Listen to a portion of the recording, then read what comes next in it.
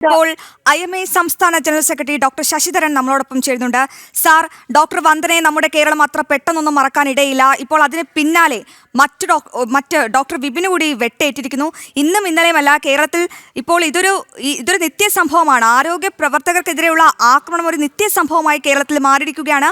അപ്പോഴും സുരക്ഷാ നടപടികൾ എവിടെ എത്തി എന്നതാണ് നിർണായക ചോദ്യം. ഹലോ സാർ, കേൾക്കാൻ സാധിക്കുന്നുണ്ടോ? കേൾക്കാം. സാർ, ഇത് ഇന്നും ഇന്നലെയുമല്ല, കേരളത്തിൽ ഇത് ഇപ്പോൾ ഒരു നിത്യസംഭവമാണ്. ആരോഗ്യ പ്രവർത്തകർക്കെതിരെയുള്ള ആക്രമണ സംഭവങ്ങൾ. ശരിയാണ്. ഞാൻ വിഷയം ഞാനിപ്പോൾ ശ്രദ്ധിച്ചുകൊണ്ടിരിക്കുകയാണ്. TV-യിൽ അതിന്റെ വിഷ്വൽസ് കാണുകയാണ്. കൂടാതെ ഞാൻ കോഴിക്കോടുള്ള നമ്മുടെ IMA ഭാരവാഹികളെ വിളിച്ച് സംസാരിക്കുകയും ചെയ്തു. വളരെ അപലപനീയമായ, ഏറ്റവും ക്രൂരമായിട്ടുള്ള ഒരു സംഭവമാണ് നടന്നിരിക്കുന്നത്. കാരണം ഒരു പട്ടാപ്പകൽ ഒരു സർക്കാർ ആശുപത്രിക്ക് അകത്ത് കയറിയിട്ട് അവിടെ ഉത്തരവാദപ്പെട്ട ജോലി ചെയ്യുന്ന ഒരു ഡോക്ടറെ യാതൊരു പ്രകോപനമില്ലാതെ വളരെ ക്രൂരമായിട്ട് ആക്രമിച്ചിരിക്കുകയാണ്. അത് ഇന്ത്യൻ മെഡിക്കൽ അസോസിയേഷൻ അതിനെതിരെ ശക്തമായി പ്രതിഷേധിക്കുന്നു. അതിന് കടുത്ത നടപടികൾ എടുക്കണമെന്ന് സർക്കാരിനോട് ആവശ്യപ്പെടുകയാണ്. സാർ, ഇതിനു മുൻപും നടപടികൾ ആവശ്യപ്പെട്ടിട്ടില്ലേ? ആ സാഹചര്യത്തിലൊക്കെ അത്തരമൊരു സുരക്ഷ നിങ്ങൾക്ക് ഏർപ്പെടുത്തിയിരുന്നെങ്കിൽ ഇപ്പോൾ ഈ ഒരു അവസ്ഥ ഉണ്ടാകില്ലായിരുന്നല്ലോ. ഉണ്ടാകില്ലേ? സത്യമാണ്. സത്യം പറഞ്ഞാൽ 2011-12 കാലത്ത് ആദ്യമായിട്ടാണ് കേരളത്തിൽ ആശുപത്രി സംരക്ഷണ നിയമം നിലവിൽ വന്നത്. 2023 2 വർഷം മുമ്പ് ഡോക്ടർ വന്ദനാദാസ് എന്ന നമ്മുടെ സഹോദരിയെ കൊട്ടാരക്കര താലൂക്ക് ആശുപത്രിയിൽ വെച്ച് നമുക്ക് നഷ്ടപ്പെട്ടപ്പോൾ അതിനോടനുബന്ധിച്ച് നടന്ന പ്രക്ഷോഭത്തിന്റെ ഫലമായിട്ടാണ് ഈ ആശുപത്രി സംരക്ഷണ നിയമം പുതുക്കി അതിൽ വേണ്ട മാറ്റങ്ങൾ വരുത്തി പുറത്തിറക്കിയത്. അതിലും വളരെ ഗുരുതരമായിട്ടുള്ള കുറ്റമായിട്ട് ഇതിനെ കാണുകയും അതിനുവേണ്ട ശിക്ഷാ നടപടികൾ വെക്കുകയും ചെയ്യുന്നതോട് കൂടെ തന്നെ ഗവൺമെന്റ് അല്ലെങ്കിൽ സർക്കാർ അന്ന് പ്രഖ്യാപിച്ചാണ് എല്ലാ ആശുപത്രികളെയും, പ്രത്യേകിച്ച് സർക്കാരിന്റെ പരിധിയിലുള്ള സർക്കാർ ആശുപത്രികൾ പ്രത്യേകിച്ചും പോലീസ് എയ്ഡ് പോസ്റ്റ്, അതുപോലെ തന്നെ CCTV ക്യാമറകൾ, അതുപോലെ തന്നെ ഇത്രയും സുരക്ഷിതമായിട്ടുള്ള സംവിധാനങ്ങൾ ഏർപ്പെടുത്തുമെന്നത്. അത് എത്രത്തോളം നിലവിൽ വന്നു എന്നുള്ളത് വളരെ കാര്യമായിട്ട് പരിശോധിക്കേണ്ട ഒരു സംഗതിയാണ്. കാരണം ഇപ്പോഴും നമുക്കറിയാം പല ആശുപത്രികളിലും ഇത്തരം സംവിധാനങ്ങൾ പോലീസ് എയ്ഡ് പോസ്റ്റ് പ്രത്യേകിച്ചും നിലവിൽ വന്നിട്ടില്ല എന്നുള്ളത് വാസ്തവമാണ്. അതിന്റെ ന്യൂനതകൾ നമ്മൾ പലപ്പോഴായിട്ട് സർക്കാരിനോട് സൂചിപ്പിച്ചതാണ്.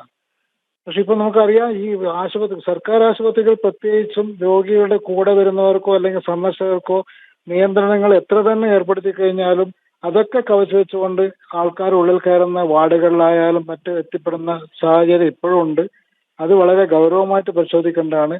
അതേപോലെ തന്നെ ജോലി ചെയ്യുന്ന ഡോക്ടർമാരായാലും മറ്റ് ജീവനക്കാരായാലും ആർക്കായാലും സുരക്ഷിതത്വം നൽകേണ്ടത് ഒരു ജനാധിപത്യ സംവിധാനത്തിലെ തീർച്ചയായും സാർ, രോഗികളെ രക്ഷിക്കുന്ന ഡോക്ടർമാരെ രക്ഷിക്കാൻ സത്യം പറഞ്ഞാൽ ഇവിടെ ആരുമില്ല എന്നൊരവസ്ഥയാണ്.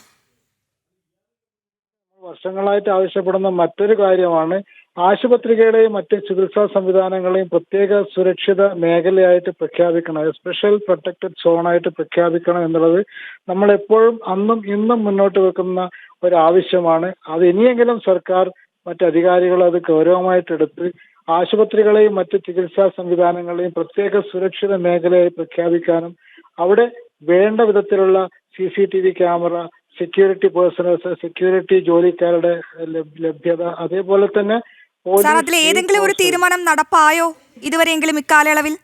ശരിക്കും പറഞ്ഞാൽ ഈ അടുത്ത കാലത്ത് ഇതിനൊരു സോഷ്യൽ ഓഡിറ്റ് നടന്നിട്ടുണ്ടായിരുന്നു. എവിടെയൊക്കെ ഗവൺമെന്റ് നടത്തിയാണ്, എവിടെയൊക്കെ ഇതിന്റെ അടിസ്ഥാനത്തിൽ സുരക്ഷാ സംവിധാനങ്ങൾ വന്നിട്ടുണ്ട്. അതിന്റെ വ്യക്തമായ റിപ്പോർട്ടുകൾ ഇനിയും നമുക്ക് ലഭിച്ചിട്ടില്ല. പക്ഷെ നമ്മൾ നിരന്തരം കാണുമ്പോൾ അല്ലെങ്കിൽ ചർച്ച നടക്കുമ്പോഴൊക്കെ ആവശ്യപ്പെടുന്ന ഒരു കാര്യമാണ് എല്ലാ ആശുപത്രികളെയും ചികിത്സാ സംവിധാനങ്ങളിലെ സ്ഥാപനങ്ങളെയും പ്രത്യേക സുരക്ഷിത മേഖലയായി പ്രഖ്യാപിച്ചുകൊണ്ട് അവിടെ ആൾക്കാർക്ക് കടന്നു ചെല്ലാനും ഇടപെടാനുമുള്ള കാര്യങ്ങളിൽ ചില നിയന്ത്രണങ്ങൾ വരുത്തണം. അത്യാവശ്യ ഘട്ടങ്ങൾ വരുന്ന രോഗിയുടെ കൂടെ ആൾക്കാർ വരണം. അതുകൂടാതെ രോഗികളെ സന്ദർശിക്കാനുള്ള അവകാശം അവരുടെ ബന്ധുക്കൾക്കുണ്ട്. പക്ഷെ അതിനൊക്കെ ഒരു നിയന്ത്രണം വേണം. അതേപോലെ തന്നെ മറ്റ് ജീവനക്കാർക്ക് സുരക്ഷിതമായിട്ട്, ഡോക്ടർമാർക്കും മറ്റ് ജീവനക്കാർക്കും സുരക്ഷിതമായി ജോലി ചെയ്യാനുള്ള സംവിധാനം എന്നുണ്ടാവുന്നോ അന്ന് മാത്രമേ ഇത്തരം ആക്രമണങ്ങൾ ഇല്ലാതാവുള്ളൂ. പക്ഷെ ഈ ഒരു സംഭവത്തിൽ ഇന്ത്യൻ മെഡിക്കൽ അസോസിയേഷൻ ശക്തമായ പ്രതിഷേധവുമായിട്ട് മുമ്പോട്ട് പോകും. അത് താമരശ്ശേരി ഇന്ത്യൻ മെഡിക്കൽ അസോസിയേഷൻ ഒരു ശാഖയുണ്ട്. അതുകൂടാതെ കോഴിക്കോട് ജില്ലാ കമ്മിറ്റിയുണ്ട്, സംസ്ഥാന കമ്മിറ്റിയുണ്ട്. നമുക്ക് അക്രമം ഉണ്ടായിക്കഴിഞ്ഞാൽ നമുക്ക് പ്രതികരിക്കേണ്ട രീതിയിൽ തന്നെ ഇന്ത്യൻ മെഡിക്കൽ അസോസിയേഷൻ പ്രതികരിക്കും. അതിന്റെ ഗൗരവം കണക്കിലെടുത്ത് സർക്കാരും മറ്റ് ഉദ്യോഗസ്ഥ സംവിധാനങ്ങൾ ഇതിൽ വേണ്ട ഇടപെടലുകളും പ്രത്യേകിച്ച് കടുത്ത നടപടികളും എടുക്കുമെന്ന് ഉറച്ച വിശ്വാസത്തിലാണ് ഇന്ത്യൻ മെഡിക്കൽ അസോസിയേഷൻ നിൽക്കുന്നത്.